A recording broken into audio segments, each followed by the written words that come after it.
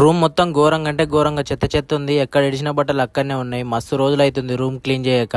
Night మొత్తం ఎంత నిద్రపోదామన్నా కూడా అస్సలు నిద్ర పడతలేదు. రూమ్ మొత్తం వేడి వేడిగా ఉంది. ఆ కిటికీలు ఓపెన్ చేస్తేనేమో దోమలు వస్తున్నాయి. ఇంకా ఇవన్నీ సరిపోవన్నట్టు గ్యాస్ కూడా అయిపోయింది. ఇంకా ఆ గ్యాస్ పట్టుకొని ఎంతసేపు తిరిగినా కూడా ఎక్కడ కూడా గ్యాస్ దొరకలేదు. ఇంకా లాస్ట్ కి ఒక గంట సేపు తిరిగిన తర్వాత ఒక షాప్ దొరికింది. కాకపోతే ఆ గ్యాస్ నింపడానికి 500 అంటున్నాడు ఆయన. ఈ చిన్న గ్యాస్ కి 500 ఏంద్రా బాబు అనుకున్నా. కాకపోతే అవసరం అన్నది కాబట్టి ఎంతైనా నింపించుకోవాల్సిందే. ఇప్పుడు ఇంకా ఆ గ్యాస్ నింపించుకొని పక్కనే ఉన్న షాప్ కి పోయి టమాటో ఎగ్స్ తీసుకొని ఇంటికి వచ్చిన. ఇంకా టమాటోస్ మొత్తం కట్ చేసి ఎగ్స్ కూడా ఉడకబెట్టి వాటి పొట్టు తీసి పక్కన పెట్టిన. ఆ ఎండల తిరిగి వచ్చేసరికి అస్సలు చేతగాట్లేదు. వంట చేయడానికి కూడా అస్సలు ఓపిక లేదు. కానీ ఒక పక్క ఫుల్ ఆకలి అవుతుంది. ఇక ఎట్లనో అట్లా కర్రీ తొందరగా ప్రిపేర్ చేసిన. తిందాం అనుకున్నా కానీ బొంతలు మొత్తం నల్లగా అయిపోయినాయి. మస్తు రోజులు అవుతుంది వాటిని పిండక. ఇంకా 2 బకెట్లలో సర్ఫ్ వేసుకొని ఆ 2 బొంతల్ని నానబెట్టిన. అవి నానేలోపు అన్నం తిందామని వచ్చి అన్నం పెట్టుకొని ఇక కడుపు నిండా ఫుల్ గా తిన్నా. ఇంకా తిన్న తర్వాత ఏం పని చేయబుద్ధి కావట్లేదు. కాకపోతే బొంతలు నానబెట్టిన కాబట్టి పోయి వాటిని పిండి వచ్చి మంచిగా ఒక స్లీప్ వేసిన.